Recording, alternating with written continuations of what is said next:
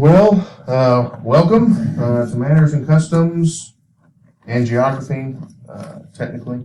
Won't get in that until next semester, though. Today, no test, so we've got a full day's worth of class to be in the textbook, and we are at Chapter 8, Collecting Food. Chapter 8, Collecting Food on page 113. And I didn't finish the study guide for Chapter 9. I do have the one for Chapter 8, so I'll print those off during the break and hand those out. Don't let me forget to do that. All right, collecting food. Early man who lived in caves hunted or caught his food.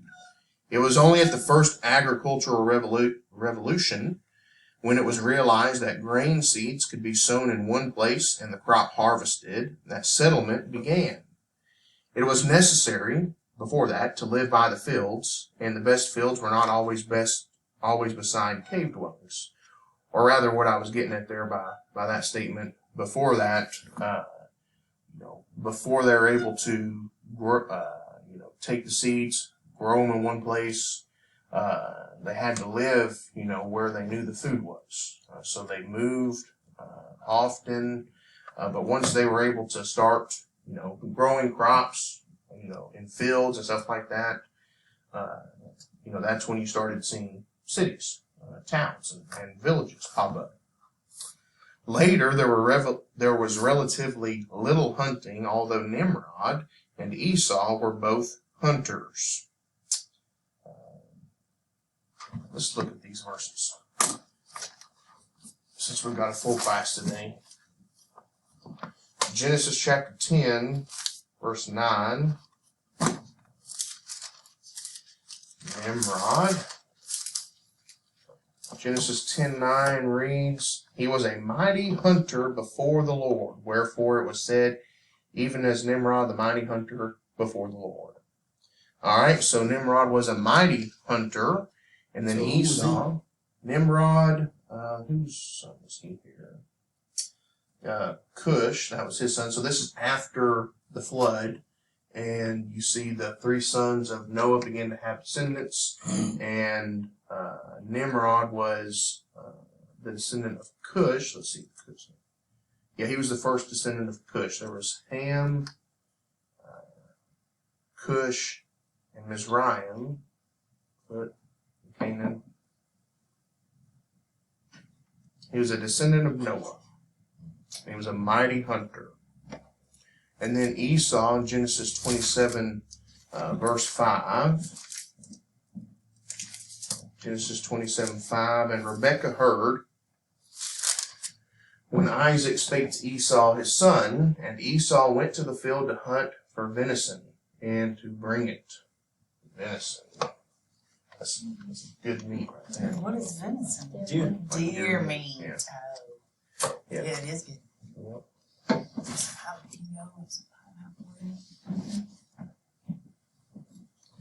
So, in the Bible, even in the early periods, all right, even though later on hunting, there was little hunting, we read about, there was definitely an occupation.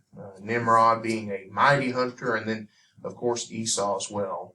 Isaac told Esau to take his weapons, his quiver and his bow, and go out into the fields to take venison. That was a couple verses before that in verse 3. Dad's hungry for some venison, so now therefore take, I pray thee, thy weapons, thy quiver, and thy bow, and go out to the field and take me some venison, and make me savory meat such as I love, and bring it to me, that I may eat, that my soul may bless thee before I die. Rebekah heard this, and she did some conniving and got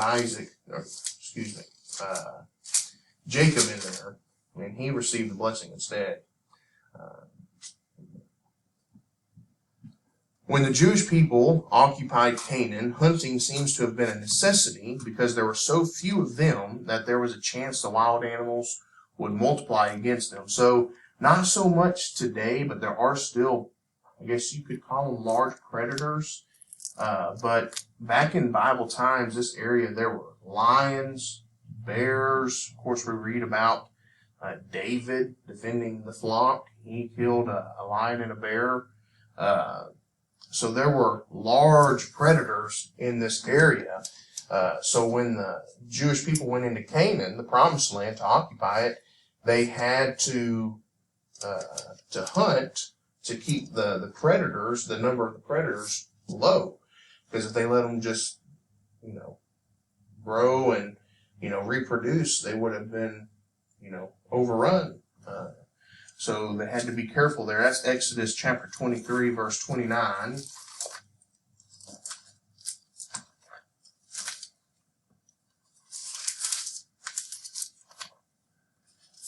If anybody gets to that and wants to read it, they're more than welcome to.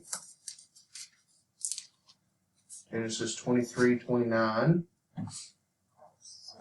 I will not drive them out from before thee in 1 year, lest the land become desolate and the beasts of the field multiply against thee. Yeah, driving out the Hivite, the Canaanite, and the Hittite from before thee. So, the Lord would not drive them out from before thee in 1 year, because if they did, then that land would become overrun by the beasts that were there. The mountains of Lebanon and Syria were full of wildlife. So was the gorge of the Jordan. The Rift Valley of the Jordan has a stepped gorge at 2 levels. At the lowest level, the river overflowed its banks in the spring, and this, combined with the intense heat of the summer, led to dense tropical jungle that was the home of other wild animals. The waters of Merom, or Lake Hula, were well known for lions. All right, so some things I would note on this page. It was only at the first agricultural revolution. It was when the first agricultural revolution happened, where they figured out that they could, take seeds, plant them, and harvest them, that we begin to see settlements. So it'll be worded on the study guide for you. And then also, when the Jewish people occupied Canaan, why was it why was hunting a necessity? Well, because they didn't want the beasts to outnumber them, multiply against them. That's what it says there. Okay, here our picture on that page, an Assyrian relief of a dying lioness from the palace of Ashurbanipal, Nineveh. The lioness is the victim of a hunting expedition.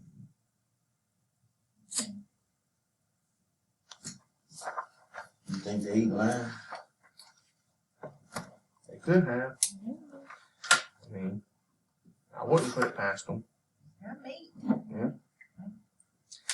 It says the waters of Merom were well known for lions, and even the desert seems to have been a place for wild creatures. Okay, let's look at that. Mark 1.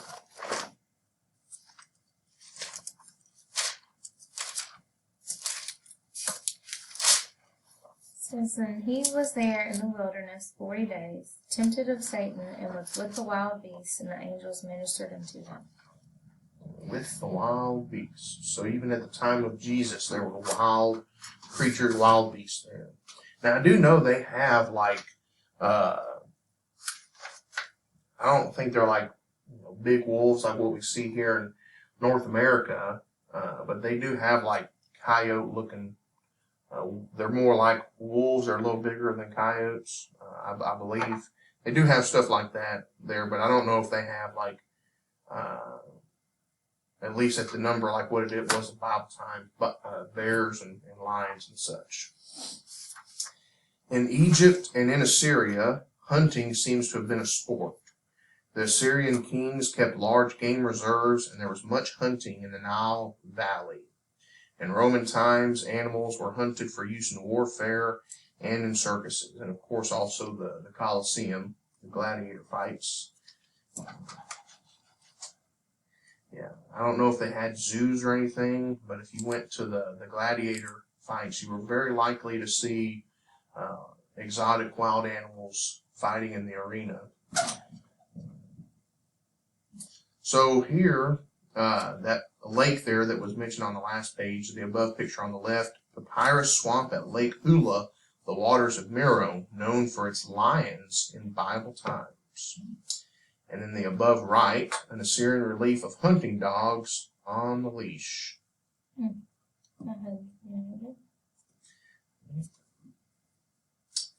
So running dogs, that's not something that's recently been done in history. It has been done for thousands of years. All right, hunting. Hunting was no easy occupation. I never liked the transition there. Okay, hunting was no easy occupation.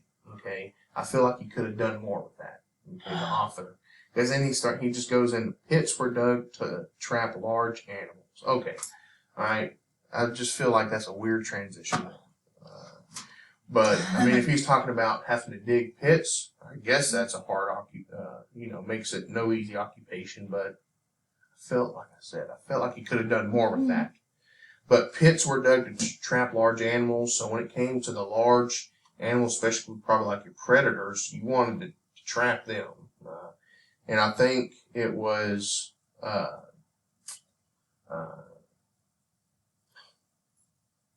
Joseph's brothers.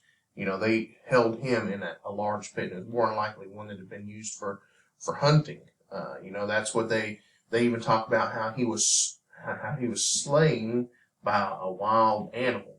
They took and covered the coat of many colors in blood. It may mention at some point, but I actually don't think it does.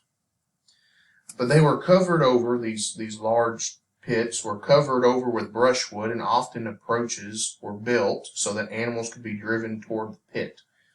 So basically what he's talking about is they have the pit covered with brushwood, and they might, make some easements into it, some easy access points, to kind of funnel the animal toward the pit to get them to walk across the false floor that was above it. Ezekiel tells how a man-eating lion was caught in such a pit. He uses it as a picture of what will happen to the prince of Israel. Okay, let's look at that. Jeremiah 48:44.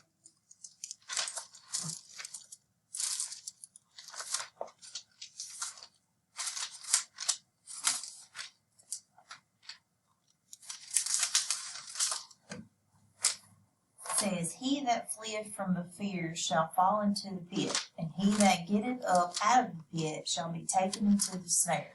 For I will bring upon it, even upon Moab, the year of their visitation, saith the Lord. And in the Ezekiel 19, verse 1 through 4, moreover, take thou up a lamentation for the princes of Israel, and say, what is thy mother? A lioness. She lay down among lions. She nourished her whelps among young lions. And she brought up one of her whelps. It became a young lion, and it learned to catch the prey and devoured men. The nations also heard of him. He was taken in their pit, and they brought him with chains into the land of Egypt. Are they saying they brought the lion in chains? Yeah, it's referencing one of the princes of Israel there. Let's see, that was,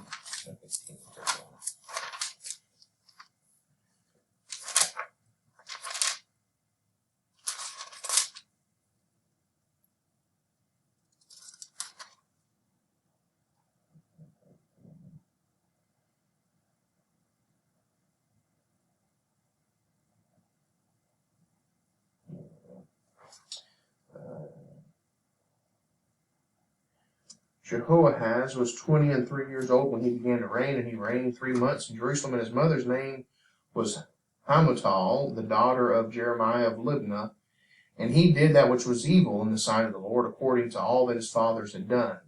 And Pharaoh Nechoth put him in bands at Riblah in the land of Hamath.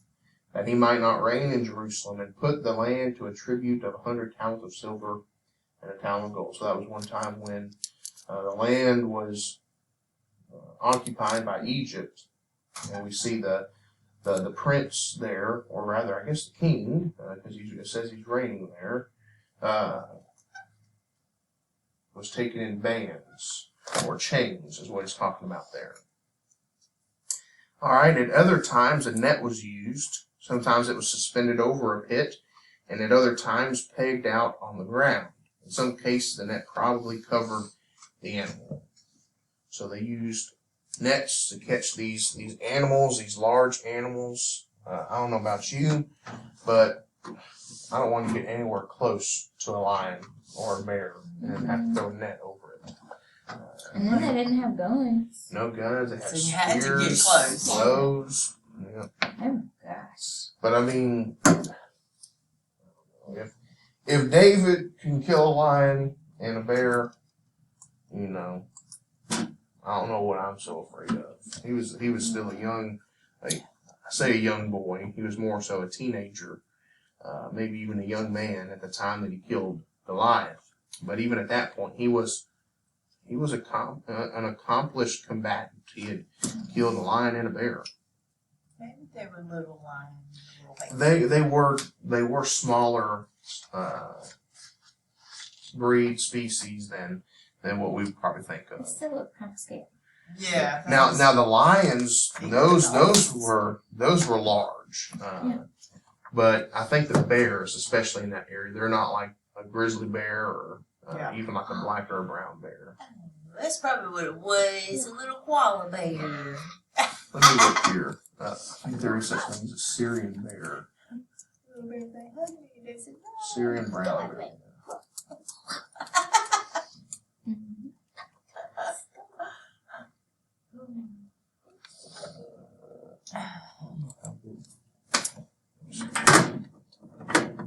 Pull it. We're gonna look at this bear. This is the one that I was thinking of.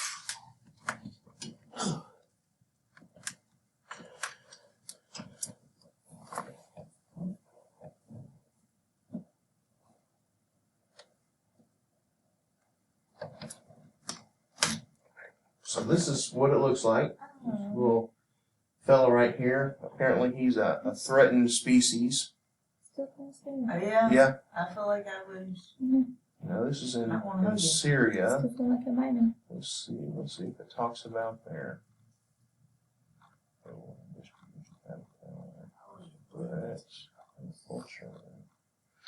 I was trying to see if it talked about maybe their size. You look tough. Oh yeah, there it is. Where it weighs it? Okay, Oh, and that's 550 pounds. Measures from 101 to 40 to 55 inches from nose to tail. Okay, that's still a large bear. All right. Well, good job, David. Yeah. No for kidding. real. Now, as we're going to see in the next chapter, shepherds, they did carry tools with them, but I do think it talks about how I think David used bare hands, or maybe it was Samson. So I know Samson killed a lion. All right.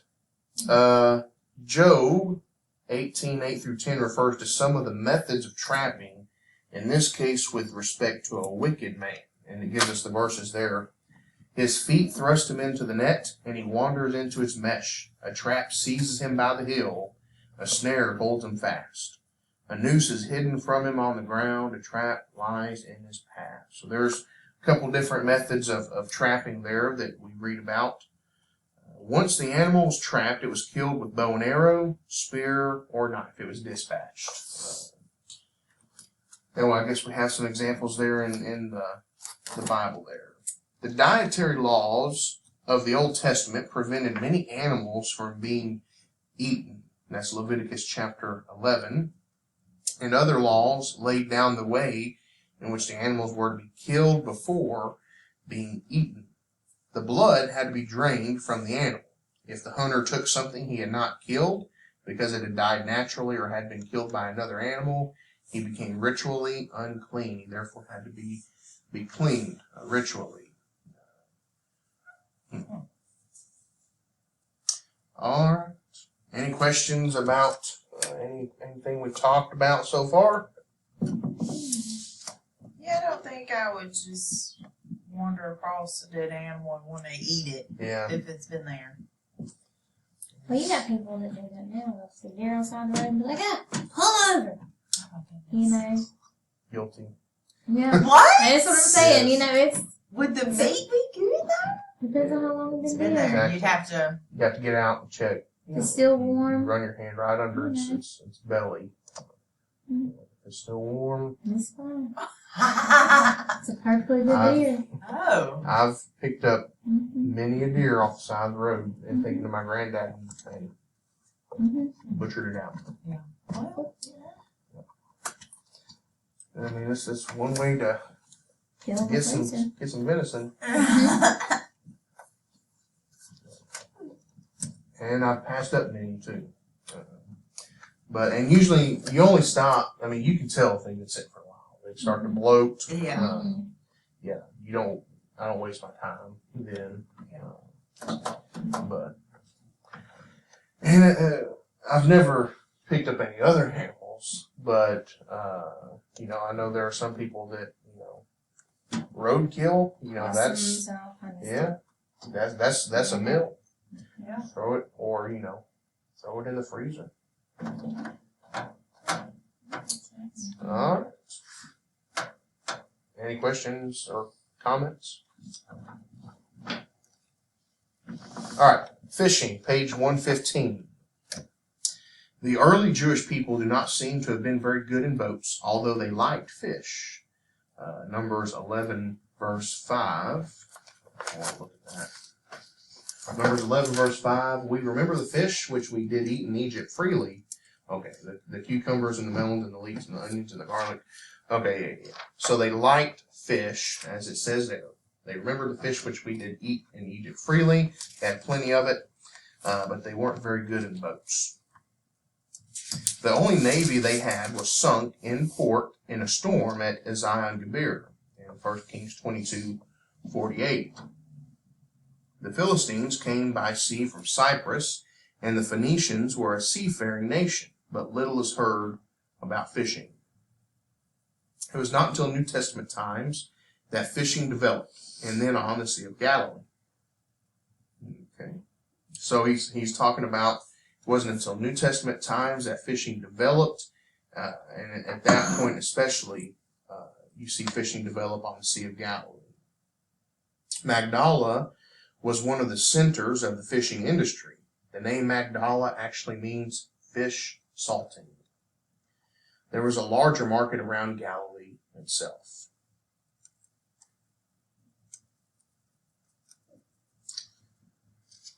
Fish salting. It is hard to realize when one sees pictures of rural Galilee today that the lake was surrounded with large cities with ribbon developments between, and that it was not at all easy for Jesus to find a deserted place around the lake where he could have a rest away from the crowds. All right, so all around, like what he's saying, the seashore of Galilee today, it's not as populated as it once was. But during the time of Jesus, there were large cities surrounding it. And then what it's talking about with ribbon development, it's like kind of just scattered here and there.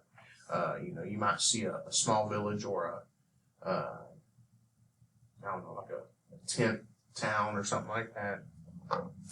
Peter, Andrew, James, and John, partners in a fishing business, were not poor men, but were sharing in a valuable industry. Fishing never developed in the Dead Sea. At 1,300 feet below sea level, the evaporation of water kept pace with the inflow, and the water became more and more impregnated with chemical salts. Only in the very limited area where the freshwater streams enter the Dead Sea can any fish be found. So you're not going to find any fish in the Dead Sea unless, if you find them, they're going to be floating and dead. But there are fish around the Dead Sea where the freshwater streams flow into it. There were a number of ways of catching the fish, as follows. We'll go ahead and take a break before we start looking at these other methods of fishing. So there's just water in the Dead Sea, pretty much. We'll look at a video of it, but it is very salty. Yeah. I mean, There's no like life living in it besides around. yeah. I mean, people go there and they bathe and they, rub the mud in their skin. I mean, it's actually a really popular tourist destination.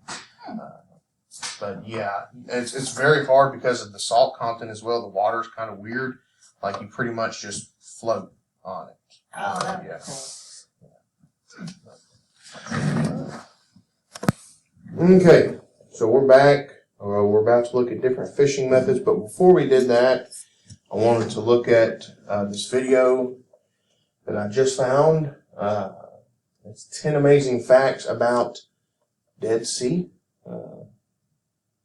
Should have put a the or a the there, I think. Anywho, he did it in his time clearer. This is 4 years ago. The channel, for those online, if y'all want to look for it, is Hananya Naftali. HANANYA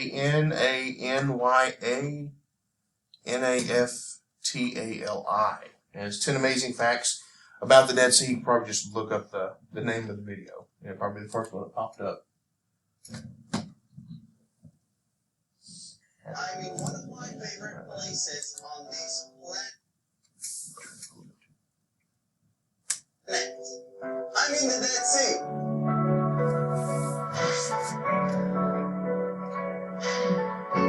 It doesn't matter whether it's winter or summer, the Dead Sea is always a good place to visit, less than 1 hour from Jerusalem. Here are some 10 amazing facts that you should know about this place. The surface and the shores of the Dead Sea are 423 meters below sea level, making it the lowest dry point on Earth. Literally, there is no place like the Dead Sea, and from here, you can only go up.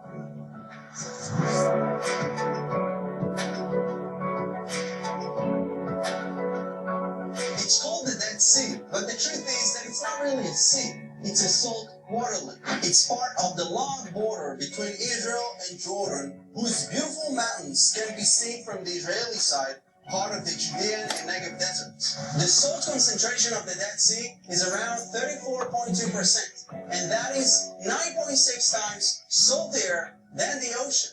The reason people can float on water is because of the high salt concentration that keeps us floating. Because of its extreme salinity, no life form can thrive in this water. The Dead Sea has a very unusual phenomenon. It spits out asphalt almost constantly. In ancient times, Egypt imported this asphalt as it was used for beautification. The average temperature in this area is 88 Fahrenheit or 31 Celsius, making it a perfect place to visit. During the winter, you have a really nice weather here, and during the summer, it's one of the hottest places recorded in Israel, but I think it pays off.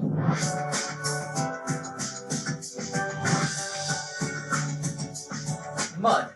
Although the Dead Sea supports no life, it does miracles to our human health. This mud will make your skin smoother and younger. It will take care of your acne, dandruff, it will remove toxins from your body, and will replace them with minerals instead. It's worth looking stupid with this mud on your face, but then you will have a baby's face. Since it's the lowest dry point on Earth, it also has a higher atmospheric pressure. But you won't really feel it. Salty water?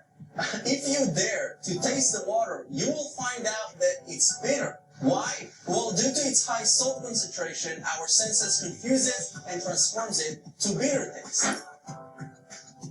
This is so bitter. Bitter and oily. Millions of people are visiting the Dead Sea every year. So, when are you coming? It would be awesome to see you here.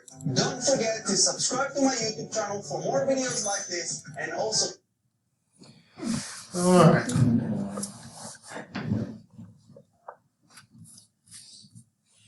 Alright, so that's the Dead Sea. So where does all the salt come from? Well, you have this phenomena there where the water, it evaporates, okay, and it evaporates as quick as fresh water, as new water comes into the Dead Sea. So it just kind of stagnates, and it just produces salt. And I guess it's also because of how low a level it's at. They said 1388. In our book it says 1300 feet. So it's almost a whole nother 100 feet lower than what it says in our book. But, all right. Yeah, it's people buy that mud all over the world and have it shipped. All right. So there are 4 methods of fishing that we're about to look at. I would note them. There may be a question on your test that says, what were the 4 methods of fishing? And it'll be these 4. All right, the first one, page 116, rod and line fishing. Or actually, before we move on to that, we missed a couple pictures on 115 and information about St. Peter's fish.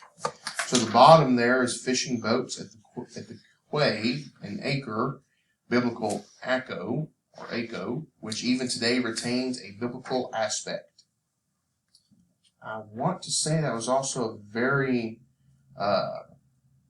highly contested place at many points during the Crusades.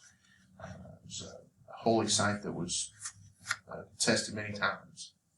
So, St. Peter's fish. I want to read the text first. Matthew 17.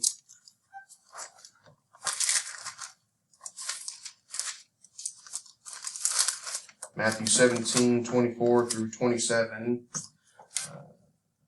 And when they were come to Capernaum, they that received tribute money came to Peter and said, Doth not your master pay tribute? He saith, Yes. And when he was come into the house, Jesus prevented him, saying, What thinkest thou, Simon? Of whom do the kings of the earth take custom or tribute? Of their own children, or of strangers? Peter saith unto him, Of strangers. Jesus saith unto him, Then are the children free. Notwithstanding, lest we should offend them, go thou to the sea, and cast an hook, and take up the fish that first cometh up. And when thou hast opened his mouth, thou shalt find a piece of money. Take, and give unto them for me and thee. All right, so here's some information on that. St. Peter's fish. The fish concerned was the tilapia. I think that may be just tilapia. I may be wrong, though. Nowadays called St. Peter's fish. Tilapia carry their eggs and later the young fish within their mouths. Even when they go in search of food for themselves, the young still return to the protection of the mother's mouth. When the mother fish wishes to keep them out, she will pick up an object, a bright one preferably, and will keep it in her mouth to prevent their return. In this case, the fish has picked up a shekel piece. So that's what they're saying the fish here in Matthew 17 was this tilapia, and it had picked up a shiny shekel to keep in its mouth to prevent the young, the baby fish from returning. All right. Rod and line fishing. Isaiah tells how the river Nile will dry up as part of the judgment of God in Isaiah 19:5 through 8, and refers to all who cast hooks into the Nile. All right, so during that time, it's based off of that, it's reasonable to believe that fishing with a line and hook was common. When Jesus told Peter, like we read earlier, to use a hook to catch a fish with a shekel coin in its mouth to pay the temple tax, we have a New Testament example. Go to the lake and throw out your line. Take the first fish you catch. All right. 2, spearfishing.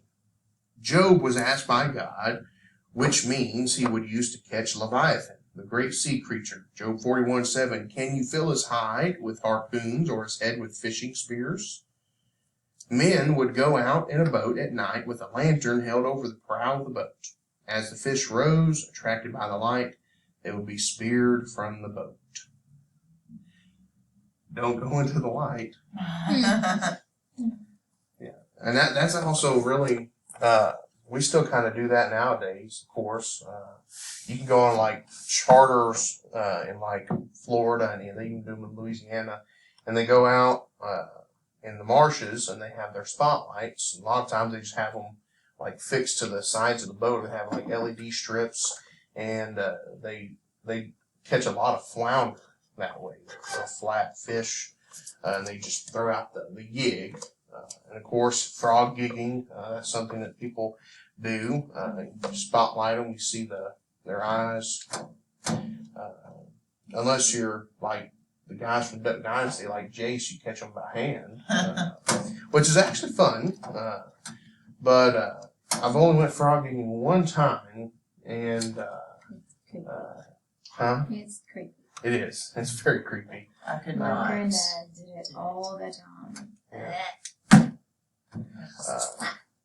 pull up a big old frog. Yeah, big frog. Big frog. But it was creepy to me in the sense of being out there in the water in the middle of the night, and then when you spotlight the gators, and you know it's a gator because the red eyes. That was always the scary part. But that's what I was always looking out for. I'd pass over 15 frogs just looking for, red eyes. But, anywho, cast net fishing. The cast net was a circular net about 15 feet in diameter, weighted at the edges. A long rope was attached to the center. When a shoal or school of fishes was seen in the shallows, the net was dropped over them. The weights carried the net down, and the fish were trapped underneath. The net was then pulled into the shore. Peter and Andrew were using their cast net when they were called by Jesus in Mark 1:16 and 17. Cast nets were also used from boats and were then pulled to the shore through the shallow water. So basically what they're saying there is, using the boat, you can get out a little further, okay, and then you cast it out in the water, and then whoever was at shore, they would go ahead and pull it in. So you get further out into the water. When a person stands above the shoreline, it is often easy to see shoals of fish that at shore level are difficult to see.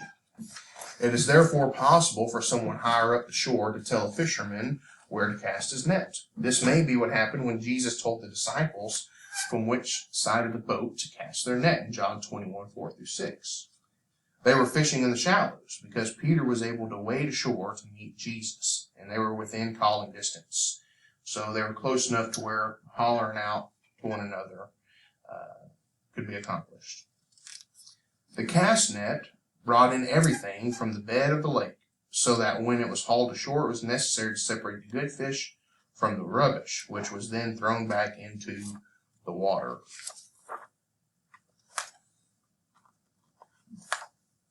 All right, on page 116, we have an illustration there. A fisherman throws a cast net to trap a shoal of fish in the shallows.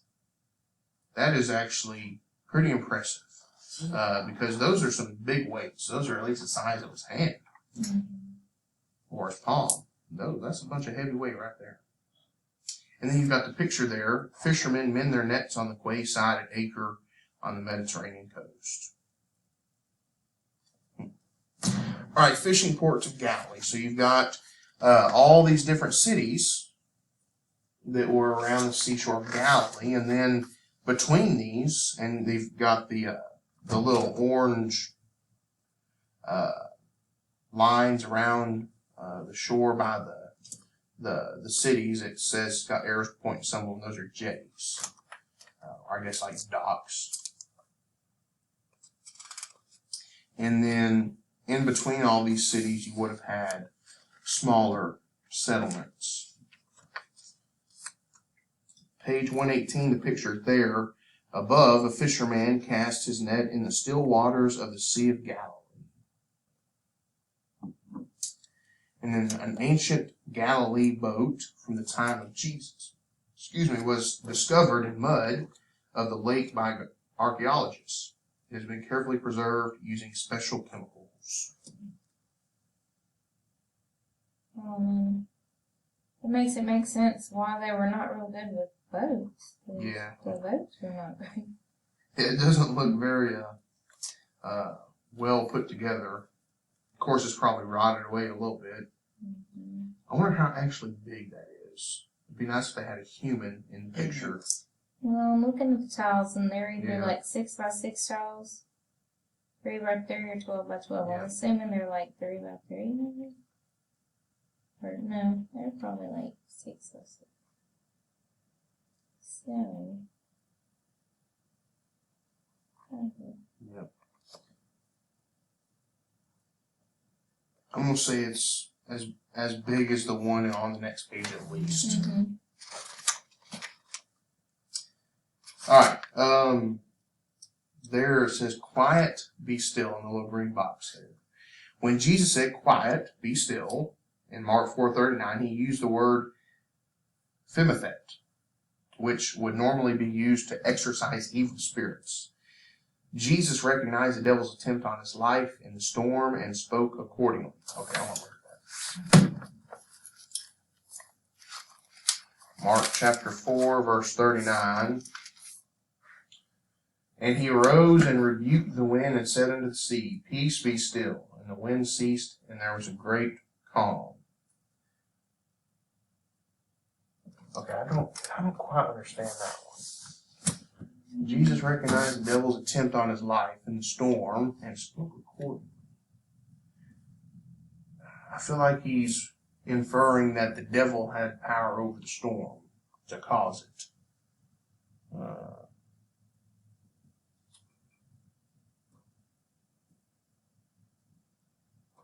Yeah, I don't know about that.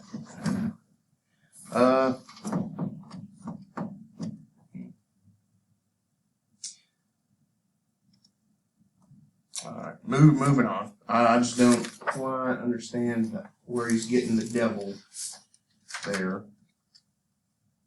Because like I said, it's almost like he's saying that the devil is the one who's causing the storm to make an attempt on the Lord's life. So therefore, that's why the Lord is using that phimethet, which would normally be used to exorcise evil spirits, as the command there to peace, be still. But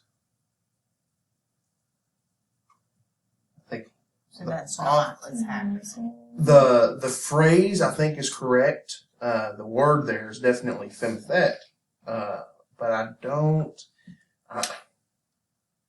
think. I think he's looking a little too much into it to be. And he also used that word to the Sadducees. Yeah.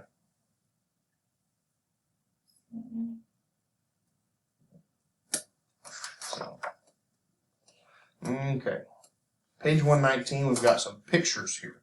And I like these pictures because you look at them and you're like, okay, that's neat. But then you look at when they're from. Pictures are from the 1800s, okay? An evocative 19th century photograph of Arab fishermen launching their boat into the Sea of Galilee. 19th century would be the 1800s. And then the same, on the left, a view of the lakeside town of Tiberias in the 19th century. The Sea of Galilee can be seen on the left. Yeah, those are good pictures for being 150 years old. Okay, seine net fishing. Page 120. The seine net was about 8 feet broad and hundreds of feet long. It was suspended in the water like a net fence, kept afloat by corks, and weighted down with stone weights to keep it vertical. Either a single boat would make a huge circle with the net, or 2 boats would suspend the net between them and make a sweep toward the shore. When the net was in a tight circle, it was possible to pull in the lower rope so that the net formed a huge bag from which the fish could not escape. Okay, so on this one, like a lot of this might be like, okay, this information is interesting, but none of this is going to be on the test. Okay, so don't fret, don't get overwhelmed. The boats used for fishing were not normally very large, taking about 4 men comfortably. A large triangular sail was attached to a wooden support and suspended on a central mast so that it could be moved to catch the wind. Steering was from the rear with a large oar that acted as a rudder. 2 men could operate a boat, and they often worked in partnership with another boat. The boat that Jesus used with the 12 disciples would have been the same basic design, but larger. When the disciples are listed in pairs in the Bible, Simon and his brother Andrew, James, son of Zebedee, and his brother John, Philip and Bartholomew, Thomas and Matthew the tax collector, James the son of Simon, or Alphaeus and Thaddeus, Simon the zealot, and Judas Iscariot, who betrayed him. That's a listing there in Matthew 10, 2 and 4. The pairs may represent the way they sat in the boat and rowed together, as seen from the position of Jesus, who sat in the stern. Mark chapter 4, verse 38. Okay. Because the boats were quite small, they were very vulnerable in a storm. The Sea of Galilee is about 600 feet below sea level and is surrounded by hills. In the hot summer sun, the water evaporates. If the vertical air stream is met by cooler air from the Mediterranean, there is great turbulence and an unexpected storm arises. This may be what happened when the disciples were caught in a sudden storm on the lake. That's what we read earlier as part of. When the wind stops, the lake calms quite quickly because it is not a large stretch of water, about 12 miles long and 6 miles across at its widest. When fishing was over, the nets were spread out on the shore for drying, and any broken pieces were repaired. So when you got back to the shore, there was still work to be done. Sorting your catch, getting it to market, and then repairing your nets. All right. Lastly, here on page 122, honey. Although the Egyptians kept colonies of bees and hives, this was not developed by the Jews until Roman times. One reason may be that the land was full of honey from wild bees, although honey may also refer to grape syrup. Swarms of bees might settle in a hollow tree, a hole in the rock, or even in an animal carcass, as we see with Samson in Judges 14, 8, and 9. John the Baptist was able to find honey in the desert. So honey, the way he's kind of painting it here was abundant. It was found everywhere. You could just about find it anywhere. Honey was used as a natural sweetener in the absence of sugar. God's words are therefore sweet like honey. Pleasant words are like it, and so is wisdom to the soul. So pleasant words are like honey, and so is wisdom to the soul. It was used for food as well as for sweetening. Jesus was given some of the honeycomb that was part of the meal shortly after his resurrection. That's something that I actually kind of find comfort in. Okay, so Jesus in his resurrected body, in his glorified body, ate. Mm-hmm. That was one thing I was like, always, and he's eating honeycomb. So it's not like, I always pictured like, when we get to heaven, if we eat, it's going to be like manna, And I like the 12 fruits of the tree that it talks about. I was like, man, I want like fried chicken and gumbo, jambalaya, crawfish etouffee, all this good stuff, and that it gives me hope, that hopefully there's some Cajuns in heaven. But if Jesus ate honeycomb as part of the meal shortly after his resurrection, it gives me hope of that. All right.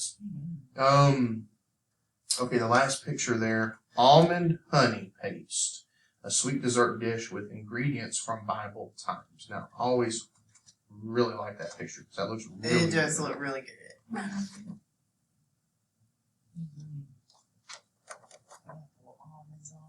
Yeah.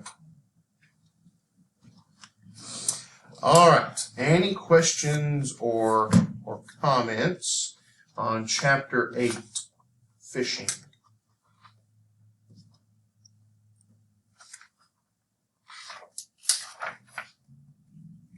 Okay. Well,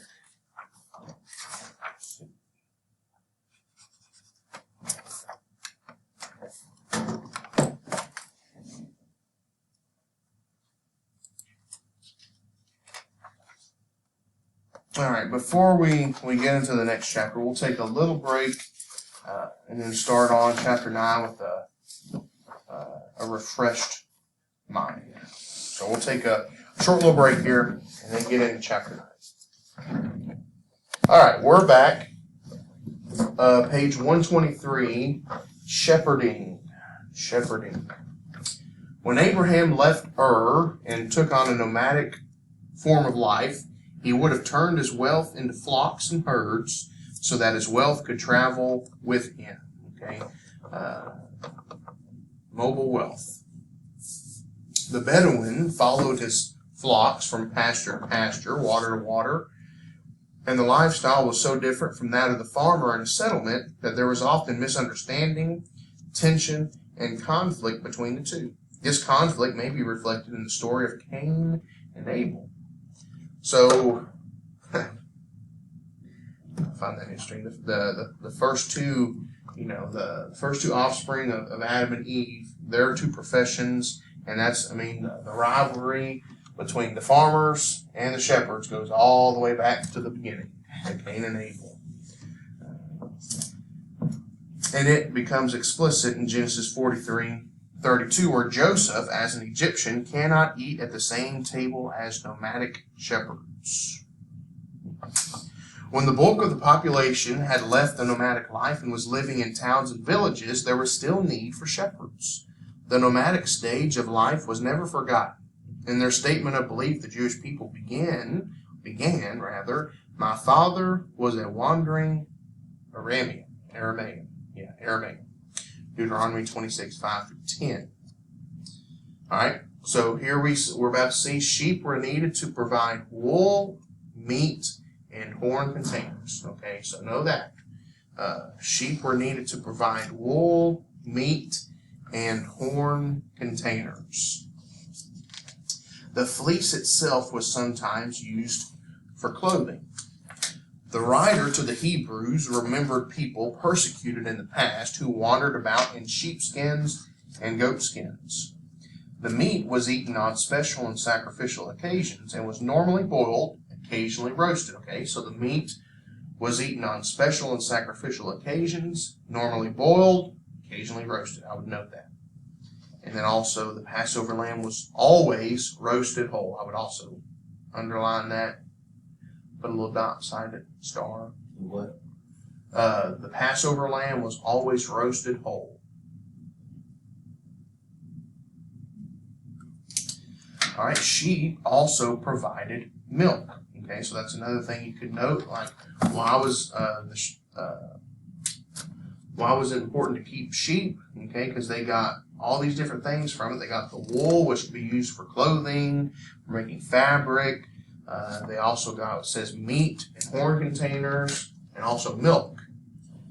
It says, and even their horns were used as containers for oil or as a trumpet or shofar. So what were two products they could get from the horn? Containers for oil or trumpets or the shofar.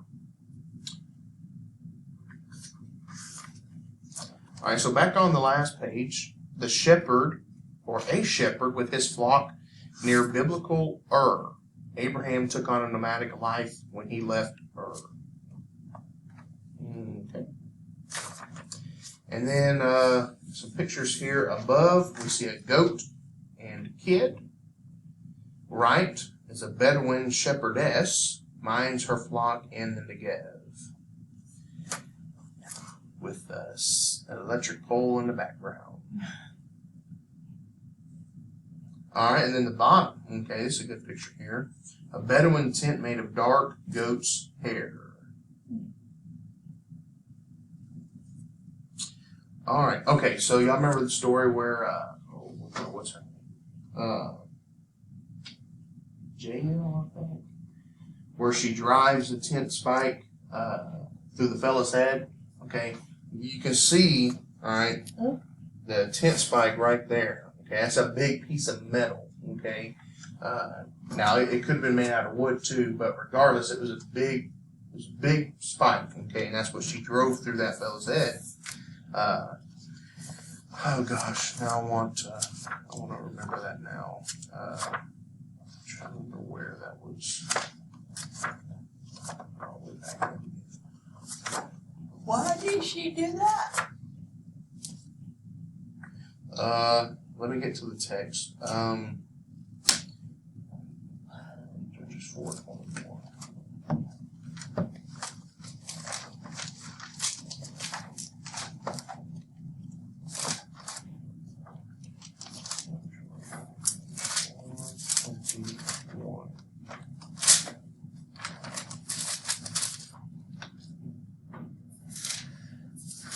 And Jael, Hagar's wife, took a nail of the tent and took a hammer in her hand and went softly unto him and smote the nail into his temples and fastened it into the ground. For he was fast asleep and weary, so he died. Oh, he's trying to come in the team. Yes, that's what it was. Yeah. Yeah. Well, Yes, but Yeah, you won't do that He again. definitely. All right. Page 124, sheep and goats. A sheep in the Bible can be either a sheep or a goat. The same word is used for both on many occasions. Goat's milk was not only important because of the quantity, some 6 pints per goat per day, but also because it was used to make a type of yogurt and cheese. All right, so goat's milk was important because of how much you got from it. It was also used to make yogurt and cheese. One goat was therefore kept with the family, even though others went with the shepherd. So even though the rest would be out with the shepherd, always there would be one goat at the house with the family. And it often became a family pet. The meat may not have been as good as lamb or veal, but it was substantial and often used for a meal, and was therefore used for sacrificial purposes. Goat hair was woven into sackcloth that was used for tent coverings as well as for coarse clothing. The hangings in the tabernacle were made out of goat hair. It was also used for stuffing articles such as pillows. Sure hope they washed that hair before they stuffed that pillow. Oh, also it goes on saying the skin itself was a source of excellent leather. When a goat was killed, its skin was often impregnated with fat and sewn up to become a water carrier or a goat skin bottle. Very interesting. The problem with settlement was that people could not take their sheep out to pasture. A shepherd was therefore employed to look after the sheep for the whole village. It was not worthwhile to sell off one's sheep because there was more security in them than at first appeared. Proverbs 27:23-27 sets out the wisdom of the Bedouin. Real wealth does not lie in jewelry, but in herds. Sheep provide clothing, and goats provide food and ready money. So by keeping your sheep and your goats, you always had money. You always had food. You always had wool and goat hair to be used for clothing. There were probably several ancient breeds of sheep in the village flock. Abraham brought the Asiatic mouflon from Sumeria, and the long-legged Egyptian sheep was involved in the Exodus. One of the most important breeds had a large fat tail that was fried and eaten. That actually sounds pretty good. Those fried foods. Makes me think of like crackling. Maybe that's what they're talking about.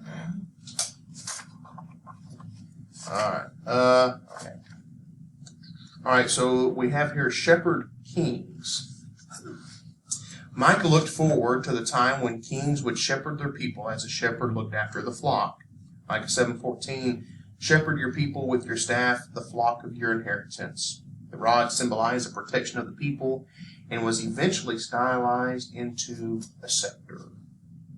The picture there above, sheep and goats are shepherded from Bethlehem Market. Okay. And you see how the sheep are in the back and the goats are at the front.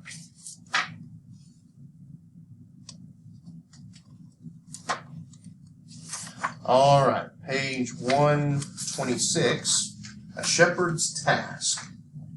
In the springtime, after the winter rains, there was plenty of pasturage near the village. When the grain was reaped, the sheep were allowed to feed on anything that was left.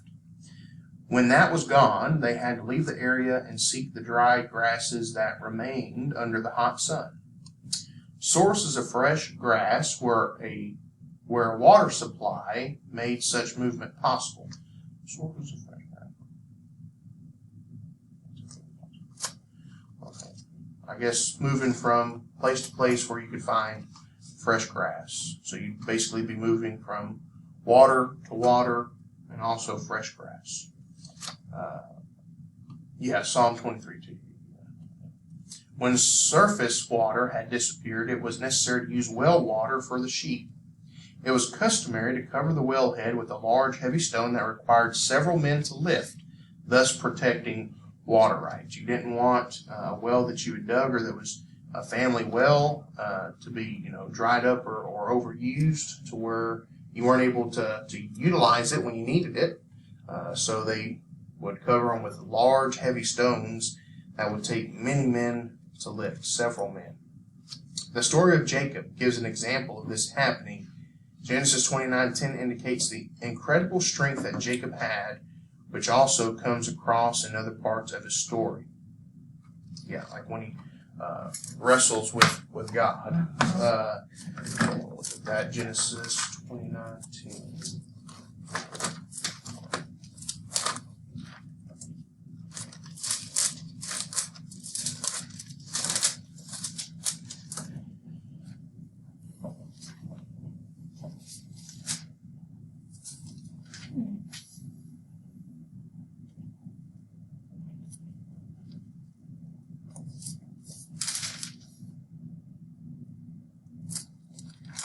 So it said he rode the stone by himself. Mm. Is that what it was? I didn't know. I was kind of looking around a little bit. This is where I believe Jacob meets Rachel. Mm-hmm. Yeah.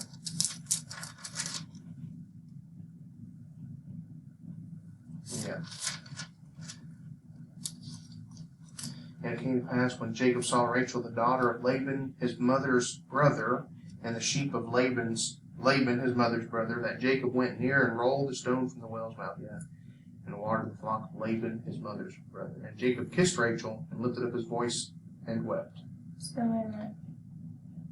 Was Rachel his first cousin? It would appear so.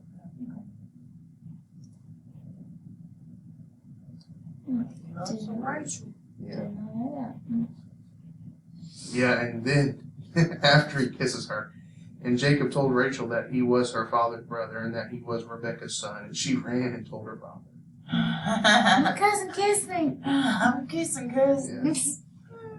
And it came to pass when Laban heard the tidings of Jacob, his sister's son, that he ran to meet him and embraced him and kissed him and brought him to his house, and he told Laban all these things.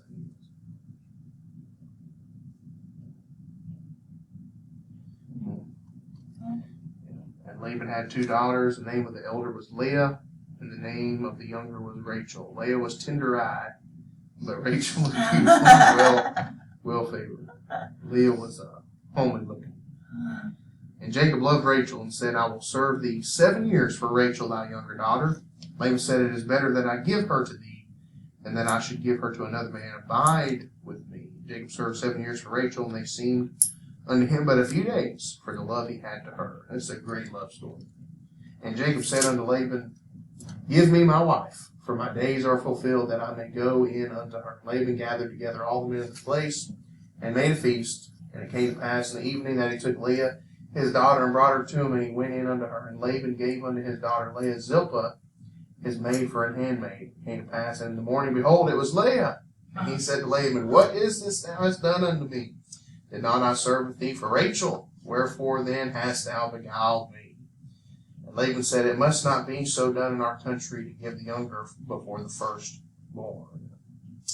Fulfill her week, and we will give yada yada yada.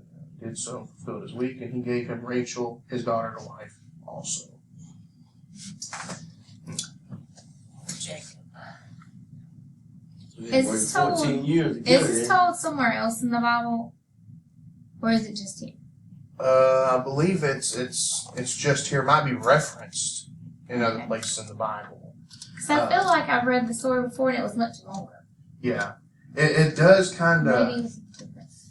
Yeah, well, it goes on, of course, and Jacob did so, fulfilled her week, and then he gave Rachel, and Laban gave to Rachel his daughter Bilhah, his handmaid, to be her maid, and he went in also unto Rachel, and he loved also Rachel more than Leah, and served with him yet 7 more years. Okay. So he serves another 7 years there with Laban for 14 Rachel. years. 14 years. Yeah. And when the Lord saw that Leah was hated, he opened her womb and opened her womb, but Rachel was barren. Yeah. Because of his I guess maybe not mistreatment, but neglect of Leah, the Lord opened her womb and Rachel was barren. Yeah. She had a bunch of kids. And then Rachel had 2, Joseph and Benjamin. Yeah, Benjamin. All right. Where do we leave off here? All right. Make a good little movie. Yeah, it would. It sure would. All right, so the sheep, they needed constant protection because in Bible times there were plenty of dangers to the flock from the wild animals that came up from the jungle surrounding the Jordan River Gorge. Lions and bears were common. Okay, so why did the sheep, they needed constant protection? Okay, because at that time, in Bible times, there were many more predators, large predators, than there are today.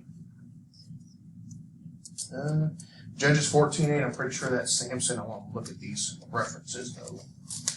We've talked about them quite a few times. We can look at them now. Judges 14, verse 8.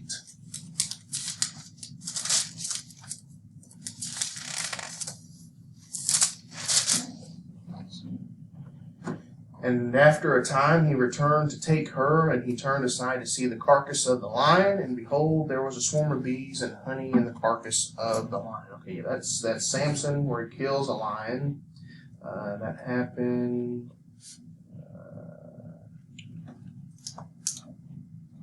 That happens back in verse 5. Then went Samson down, and his father and his mother, to Timnath, and came to the vineyards of Timnath, and behold, a young lion roared against him. And the Spirit of the Lord came mightily upon him, and he rent him as he would have rent a kid, and he had nothing in his hand. But he told not his father or his mother what he had done. Yeah, so you talk about some immense strength. All right, then the 2 Kings 2, verse 25. 2 Kings 2:25. And he went from thence to Mount Carmel. No, that ain't right. 2 Kings 2. No, that ain't right.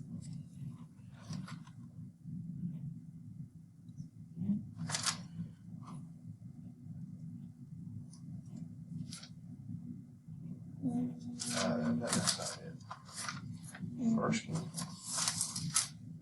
I don't think there's 25. Or the first one's 2.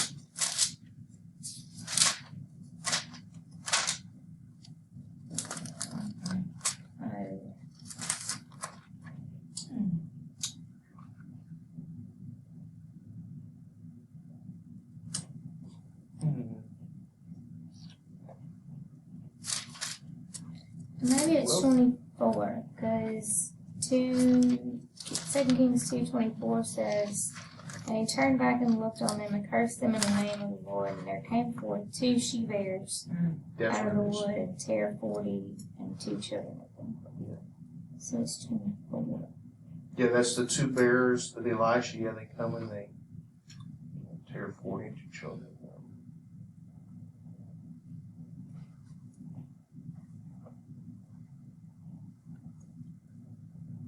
Yeah, that's what I thought. It was when the kids mock him. It's actually kind of a pretty rough situation here in the Bible. Okay, now that's one thing about the Bible. Okay, it doesn't glance over or disregard the tough spots. Okay, or the areas that are tough to understand, tough to grasp, or even areas where it would paint. You could possibly consider it painting the Lord in a bad light. Okay. The Bible welcomes criticism. Okay, that doesn't mean that it has errors, but the Bible stands up against the criticisms of the world. Okay, and is found to be true. Okay. And he went up from thence unto Bethel, and as he was going up by the way, there came forth little children out of the city, and mocked him, and said unto him, Go up, thou bald head, go up, thou bald head. And he turned back, and looked on them, and cursed them in the name of the Lord. And there came forth 2 she-bears out of the wood, and tare 42 children of them. And he went from thence to Mount Carmel, and from thence he returned to Samaria. She-bears. Little kids. I don't know why I like she-bears. I like she-bears. They seem friendly. Do they? I They feel like seem pretty she-bears. ferocious. You get around their cubs, they're worse than a bull grizzly, a male grizzly. Next time he asks us what kind of bear we are, I'm You're gonna be gonna like a she-bear. Yeah. You should. We also see David's adventures in protecting his own flock were commonplace. That's 1 Samuel 17.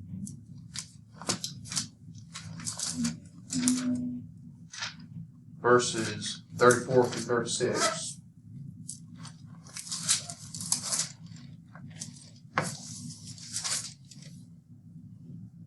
Verse 34, and David said unto Saul, thy servant, 17, 34. And David said unto Saul, thy servant kept his father's sheep, and there came a lion and a bear, and took a lamb out of the flock. And I went out after him, and smote him, and delivered it out of his mouth. And when he arose against me, I caught him by his beard, and smote him, and slew him. Thy servant slew both the lion and the bear, and this uncircumcised Philistine shall be as one of them, seeing he hath defied the armies of the living God. That's something that's apparent in this text.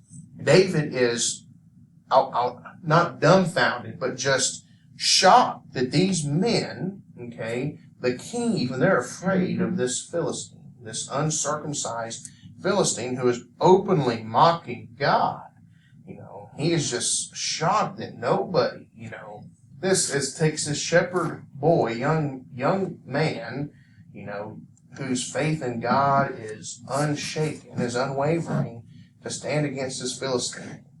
But that's one of my favorite accounts here in the story of David, is his fight with Goliath.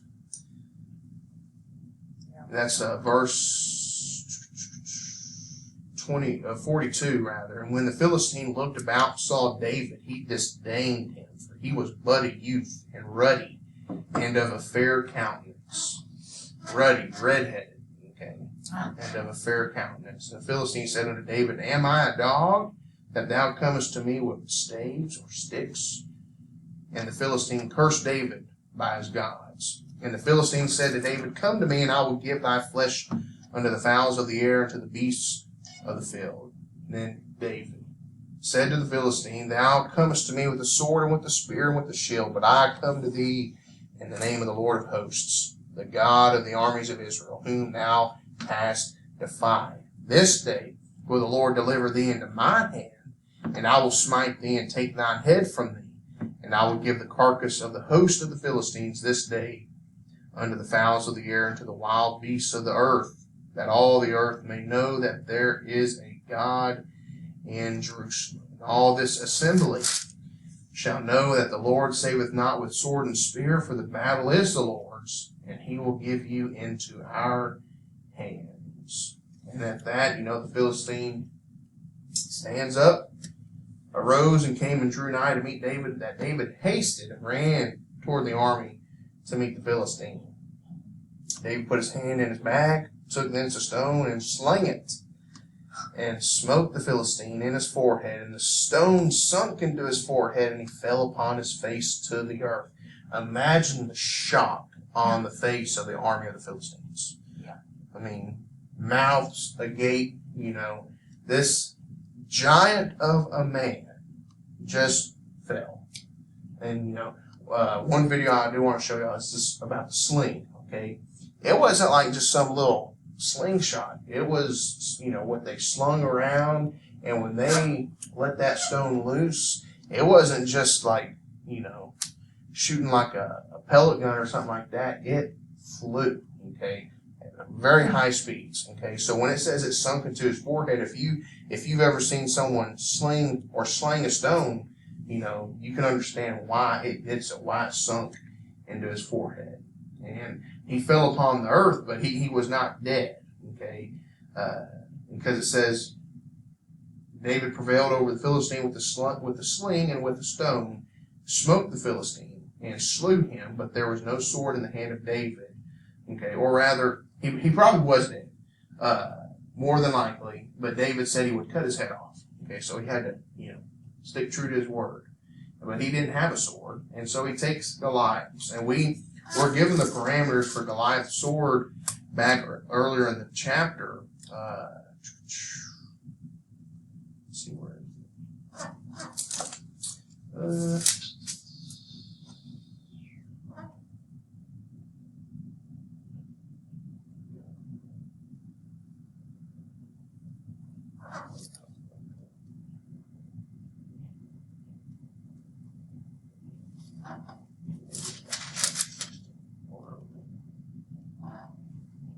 Yes, earlier in the chapter, let's see, his spear's head weighed 600 shekels of iron. Talk about his sword verse.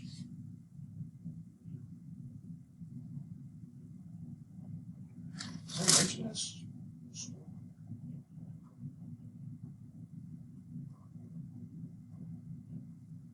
Okay, well, I don't think, not that I'm not seeing it right here where it mentions his sword.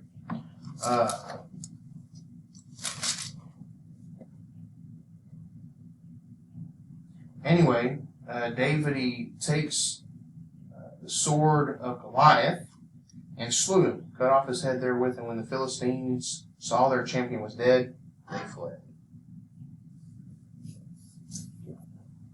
All right. Finishing up there, a shepherd's task. Amos tells of a shepherd who actually tried to take a sheep from a lion's mouth. Hyenas and jackals were also common. Not accidentally, Jesus said that the good shepherd had to give his life for the sheep. The shepherd had to fight back because he had to make good any losses to the owner. So one that had been hired to look over the flock, if sheep were lost or killed, he had to make up for that. Any hired help the shepherd might have used did not have the same kind of commitment. Someone that had just been hired, they already had money, okay, so they didn't really care about that. They didn't have the commitment that the true shepherd, the owner of the sheep, would have. So here on a really good illustration here, a shepherd leads his flock through barren lands. Notice the shepherd's heavy rod and staff.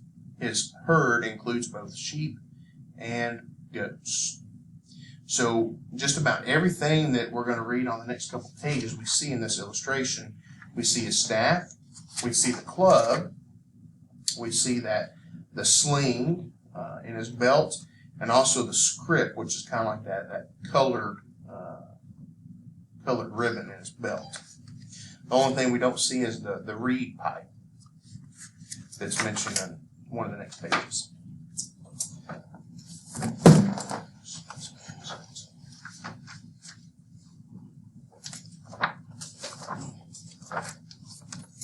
Okay, the sling. For weapons, the shepherd used a heavy club and a sling.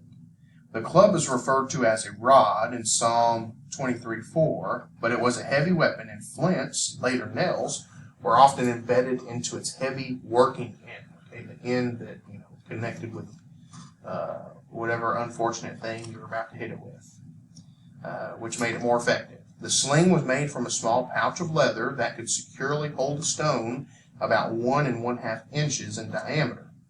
The pouch was attached to 2 cords of sinew, rope, or leather about 2 feet long. The stone was placed into the pouch, and the sling whirled about so that the stone was held in place by centrifugal force. When one of the strings was released, the stone would leave the pouch with tremendous force. In the hands of a shepherd who had time to practice, the sling could be used with great accuracy. The sling was also used to control the sheep. A well-placed stone dropped in front of the sheep that was wandering from the main flock would bring it back. When the sheep was tired or sick, the shepherd carried it on his shoulders, and when it was lost, the shepherd went to search for it. Okay, let me look it up.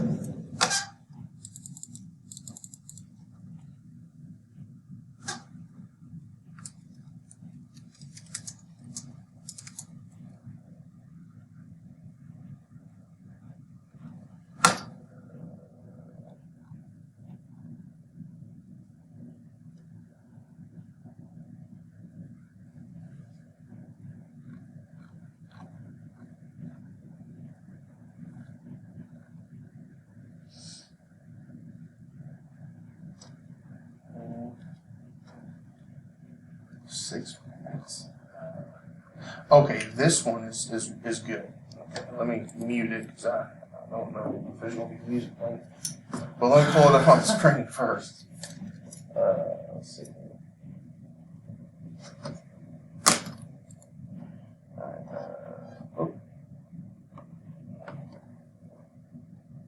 For an unexpecting legionnaire. What? Today's that day.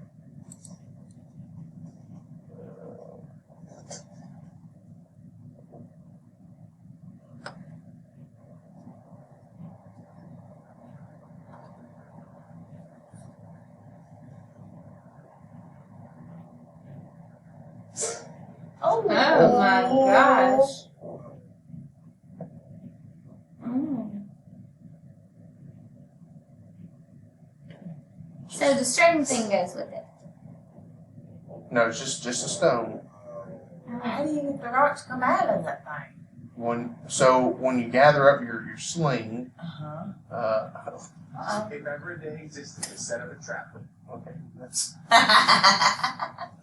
that was the video I was wanting to show because I'd seen part of it before, but not. All right, so you gather your sling. So you have a pouch of leather. It'd be smaller than this, and probably like pouch of leather would probably be about that big, maybe even a little smaller, and it'd have rope attached to it. Okay, they gather their stone in the middle of it. Okay, then the two strings. Okay, they probably put one right here, and when they would sling it, they just release one of the strings, and that would open up the pouch and allow the stone to fly out of it. My granddad actually used to be pretty good with the sling, and he always carried one when he went hunting.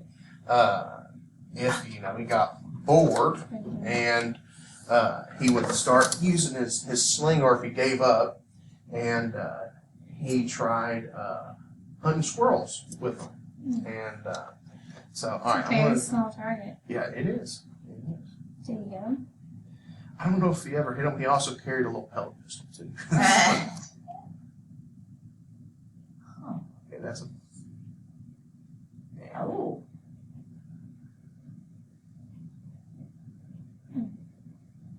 It's not as impressive as the other. So in theory, you didn't have to be very close to them. No, they could launch these stones far. Yeah.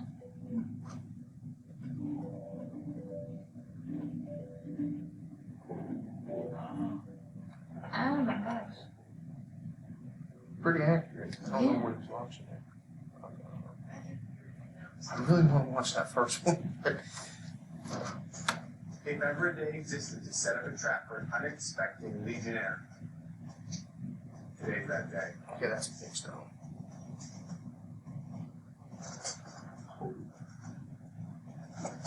Oh wait, no, it was this one. It was this one. I was trying to show you. Oh! The Zobu spends hours practicing his skills on objects like melons and sometimes even obliterates oranges against rocks. Now we see why Goliath didn't survive. This is a professional rock. That wasn't as good as I I bet thought. David was out there playing around with that little. Oh, yeah. There's an animated Practice. movie. I can't remember what it's called. I think it's called The Shepherd. but it was an animated movie. I think it was put out by Angel Studios, the ones that did Chosen, and I think it's a video of a young David, and it starts out he's practicing with his sling, and he's hitting like this target that's hanging from a tree, and that's I can imagine them. That's what they would do when they were bored. They practice with their sling, or he also of course played probably multiple musical instruments. They had the reed pipes, which we're going to see, and David was good with like a harp. That's kind of what it was.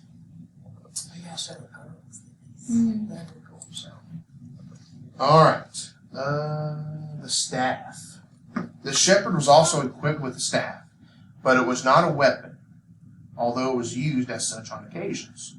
The staff was about 6 feet long and sometimes had a crook at the end of it. It was normally used to help the shepherd get around easily in hilly or rough country. It was often used to help control the sheep. All right. When the sheep were passing through a narrow entry, as for example when they entered the sheepfold at night, they were counted in under the rod or staff. Ezekiel uses this term to say that God will prevent rebels from returning to their homes after the exile. Only those who had been loyal to him would pass under my rod. It was also used to mark the sheep. The end was dipped in dye, and as the sheep passed under the rod, every 10th one was marked and given to God as the tithe. So, if you got stamped, you got jerked out of line, and you were getting given to God. Sacrifice. All right, Jesus' birthday. Nobody knows the exact birthday of Jesus. December 25th was chosen as the official birthday because it coincided with the Jewish festival of Hanukkah, which was a festival of light, and with many of the festivities that were invented to counteract the dark winters of the northern hemisphere. The fact that there were sheep on the Bethlehem hills indicates that Jesus was actually born about Passover time, because sheep were kept on the hillsides of Bethlehem to provide for the Passover lambs at Jerusalem. The fact that there was no room for Jesus to be born at a Cataluma, a rough marquee for a shelter that was also put up for pilgrims unable to find a bed in the city at Passover time, is additional evidence. Because God sent his Son when the time had fully come, and his whole life was bound up with the imagery of sheep, some people believe Passover would have been the most appropriate time for the birth. Does it say line on y'all's book? It does. Okay. The most appropriate line. All right. That's the 5th one today. They were really trying to get a hold of me. Must be trying to check with my make sure I'm getting my senior benefits. All right. The scrip. The shepherd carried a second leather pouch, considerably larger than the one used in the sling, known as a scrip. It was to hold food while the shepherd was away from civilization. David must have already eaten his food when he filled his scrip with stones, one of which was used to fell Goliath. Also, David had been carrying food to his brothers. So then he filled it with stones, ammunition. A musical reed pipe was also part of the shepherd's possessions. It was made from 2 hollowed-out pieces of cane. The sound was made by blowing across a sharp edge, and the notes were controlled by blocking off holes with the fingers in each tube. They could provide bright music on holy day parades and sad music as well. They were easily made and easily broken, so when damaged, the shepherd would normally discard the old and make a new. When it was said of Jesus that a bruised reed he will not break, the prophet was saying that contrary to practice, Jesus' way was and is to repair the broken rather than discard them. All right, 2 pouches back on page 129 in the green. Abigail made an interesting contrast between the 2 pouches used by the shepherd. 1 Samuel 25:29, even though someone is pursuing you to take your life, the life of my master will be bound securely in the bundle of the living by the Lord your God. But the lives of your enemies he will hurl away as from the pocket of a sling. The bundle of the living is the pouch that held food. The hollow of a sling is the pouch that held the stone. Okay. there the picture, a shepherd with his staff. What? Oh yeah, he does have staff. In his right hand. The shepherd with his staff leads his flock in the hills near Bethlehem. So it's possibly in that field there that the angels appeared before the shepherds. Alright, the above picture on page 130, a Bedouin shepherd grazes his flock in barren land in the western Negev. Wait a second.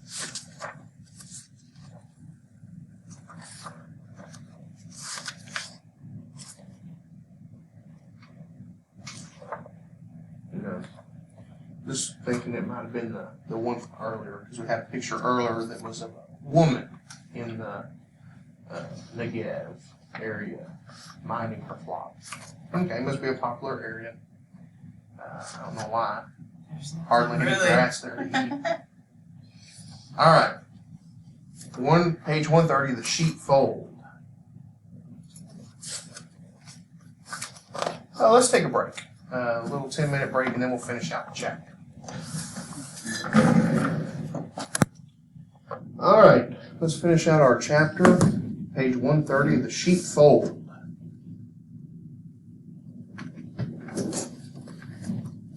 At night, the shepherd gathered his sheep to a safe place and kept watch. A shallow cave was a good place of safety, and a wall was often built partly across the cave mouth to form an enclosure in front of it. The wall was made of local stones and was topped with thorns. It was in such a cave that King Saul went to sleep in 1 Samuel 24:3. We'll look at that real quick. 1 Samuel 24:3.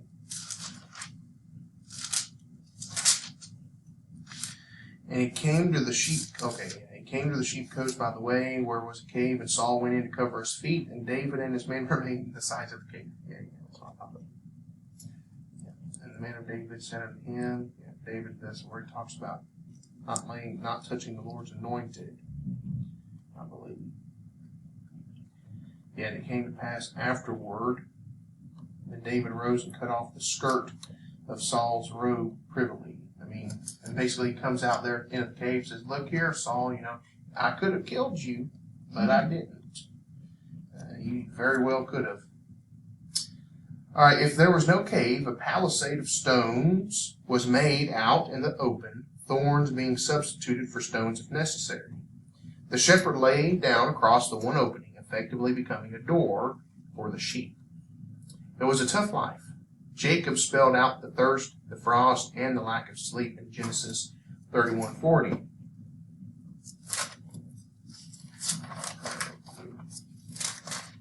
Genesis 31, verse 40. Thus I was in the day, the drought consumed me, and the frost by night, and my sleep departed from mine eyes. Yeah. It's hard to go to sleep when you're freezing cold and shivering. Although the shepherd carried a tent with him, it was no camping trip. Sheepfolds were often set up in the home village at a sunny spot so that when the flock returned it could be kept in safety. The sheepfold was a low, arched building with a dry stone wall enclosure attached. The flock could be kept indoors or out of doors according to the weather. Okay, why did I just say outdoors? A watchman was set to guard the flock. Jesus referred to this kind of setting when he said that thieves and robbers do not use the door but climb over the wall. The current criminal practice was to climb over the wall, slaughter as many sheep as possible before detection, and throw them to accomplices outside. All right, page 130, care of the sheep in the green box.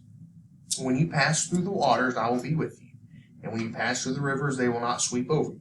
Probably refers to the care the shepherd has to take when he takes the flock through running water in Isaiah 43:2. Isaiah 40:11 utilizes the action of the shepherds carrying the lambs and not pushing the ewes too hard when it is lambing time to demonstrate God's care for his people. That verse reads, he gathers the lambs in his arms and carries them close to his heart. He gently leads those that have young.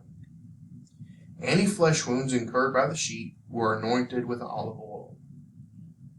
The same method the same method as was used for dealing with human wounds. All right, page 131, the scapegoat. It is normally assumed that when John refers to the Lamb of God who takes away the sin of the world, he was referring to Isaiah 53:7, speaking of a lamb to the slaughter. However, because sheep and goats are the same so far as language is concerned, he may be referring to the scapegoat. Jesus taking away the world's sin when he died and left the world. The scapegoat was the one that was allowed to return back into the wilderness instead of being sacrificed. They would tie a red ribbon to his horn and release him back into the wilderness. The Good Shepherd, page 131. Living and working with sheep in isolation leads to a close relationship between the shepherd and sheep. The shepherds know their own sheep so well that they respond to them instantly, as we watched in that video earlier. The shepherd has a name for each sheep, the significance being that the name says something about the individual sheep's character or mannerisms, or maybe even a certain occasion that happened with a sheep. There was it's not a sheep, but my grandparents, my nanny and granddad, they have chickens. And there was one, I forgot why they call them this, now that I'm trying to think about it. But they named one of the little roosters Snippet. And so Snippet was quite lucky because of that. They named him, especially my Nana. He was spared from the chicken packing party or the butchering the other day. We did out a bunch of their roosters that they were growing, and I went and grabbed Snippet, and they said, no, we can't do Snippet. So he lucked out because he had been named. All right, so Jesus said that he knows his sheep. John 10:14, the first part. His sheep also know him, is what it says in the second part of the verse. So that when they are called, they respond to his voice. Detailed knowledge enabled the shepherd to separate the sheep into different flocks. If he was responsible for more than one village, and to be able to return them to individual families. So they had to keep, or have detailed knowledge of the different sheep, because if he had more than one flock, or more than one group of sheep from multiple people in his flock, he had to be able to separate them when the time came. In John 10:16, Jesus refers to the fact that he has sheep that are not of his fold, of this fold, which may refer to the Jewish nation. Jacob found there were 3 flocks lying by a well awaiting the removal of the stone at the wellhead in Genesis 29:1-3. By calling and by the use of stones and a sling, the shepherd was able to keep the sheep together, although dogs were used by some men. That's in Job 31. When a shepherd led the flock, in Psalm 23:3, the dogs always brought up the rear, ensuring that the sheep were not attacked by wild animals and that they kept up with the shepherd. Isaiah 52:12 sees God in a double relationship to his people. He leads them from the front and at the same time guards them from behind. I don't know if y'all have ever seen videos of sheepdogs, but those shepherds have them trained, at a word, just a single word they'll take off and they'll round up the sheep and push them through a door or a gate, and they'll holler out another phrase, and the dog, while rounding them up, will push them in another direction if he utters a certain word. It's really, really interesting. Okay. The pastor in the green there. This verse, Ephesians 4:11, describes one of the leaders in the church as a pastor. The actual word is shepherd. The pastor is in relationship to the chief shepherd, as shepherds would have been to the king's stockmaster in the days of the kingdom of Israel.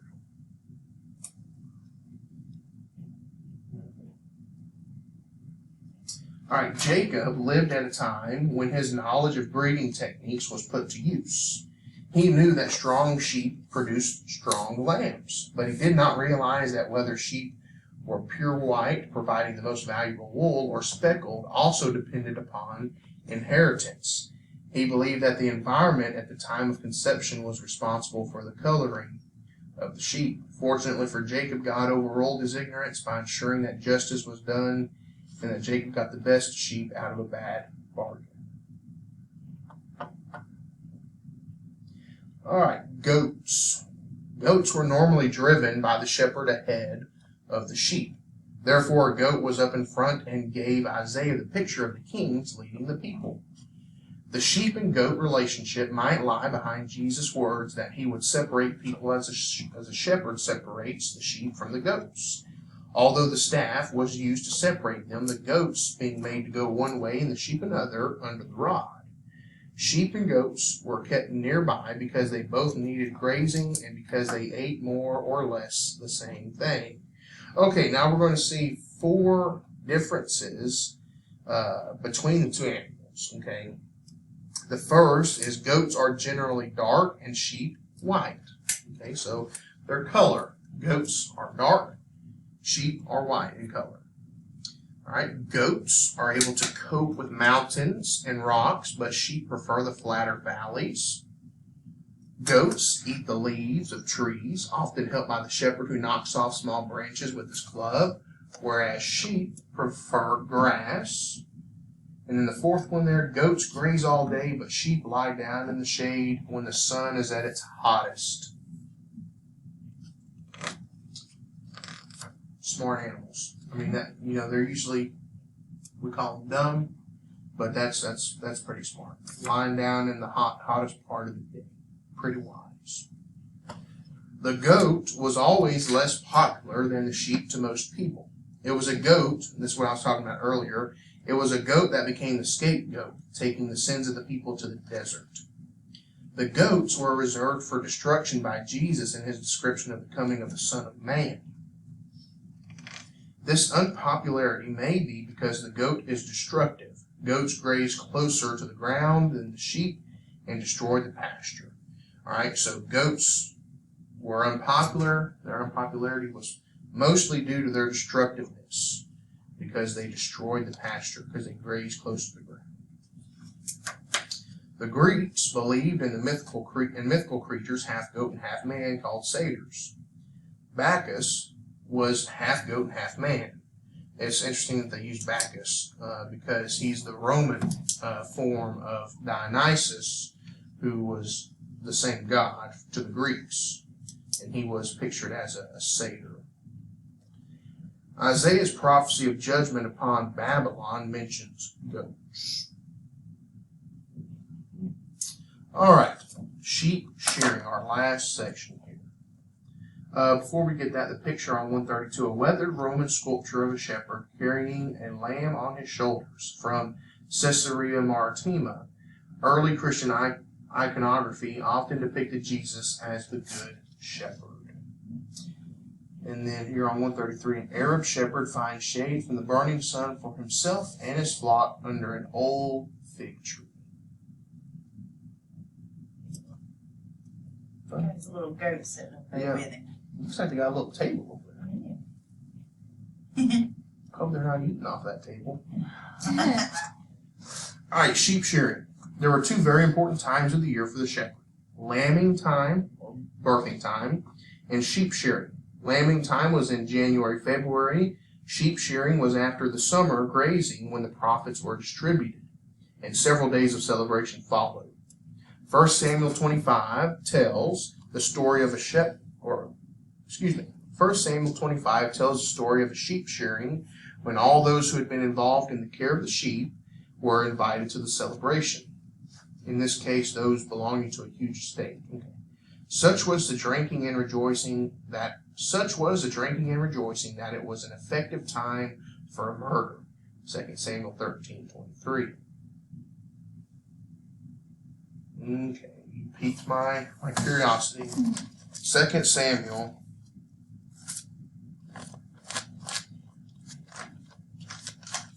13:23. Oh, yes, Absalom. Okay.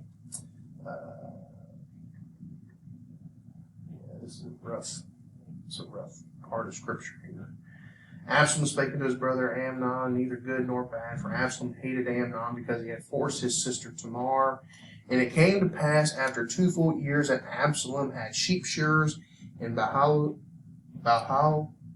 Hazor, which is beside Ephraim, and Absalom invited all the king's sons, and Absalom, 13. And Absalom came to the king and said, Behold, now thy servant hath sheep shearers. Let the king have beseech thee, and his servants go with thy servant. And the king said to Absalom, Nay, my son, let us not all now go, lest we be chargeable unto thee. And he pressed him, howbeit he would not go, but blessed him. Then said Absalom, If not, I pray thee, let my brother Amnon go with us. And the king said unto him, Why should he go with thee? Okay, hang on, let's get to the point here. Now Absalom had commanded his servant, saying, Mark ye now, when Amnon's heart is merry with wine, and when I say unto you, Smite Amnon, and kill him, fear not, have not I commanded you? Be courageous and be valiant. And the servants of Absalom did unto Amnon as Absalom had commanded. Then all the king's sons arose, and every man gat him upon his mule, and fled. So that's where Absalom kills Amnon, his brother.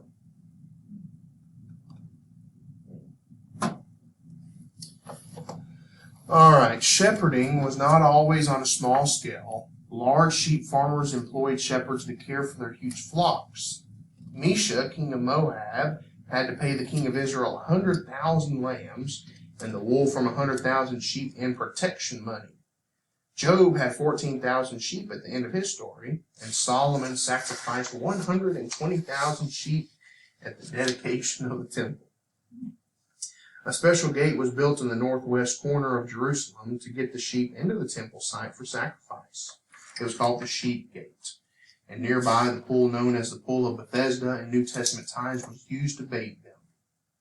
Nabal, with 3,000 sheep, was a relatively small sheep farmer.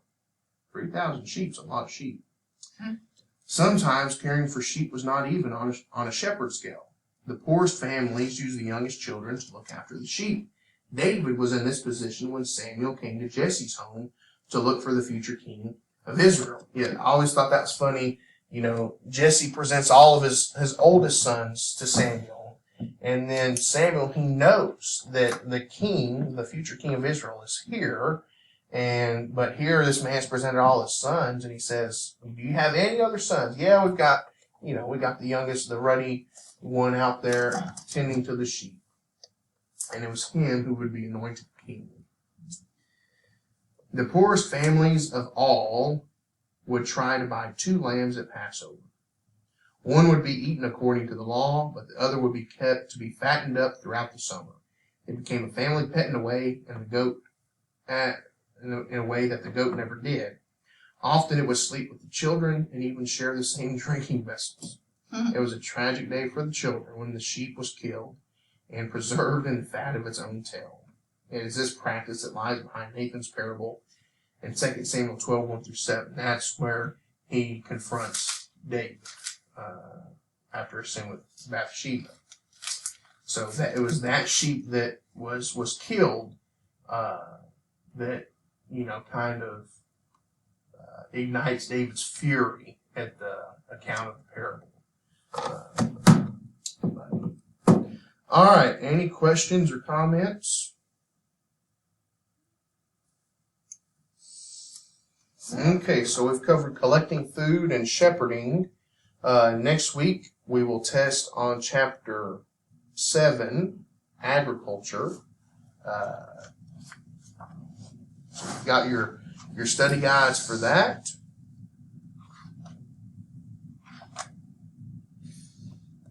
And I will go and print off the study guides for 8, 9, and 10 them to you during your lunch break. Next week, we'll go over chapter 10. I think that's one of the longer ones. Yeah, it's a long chapter. It's a fun chapter, though.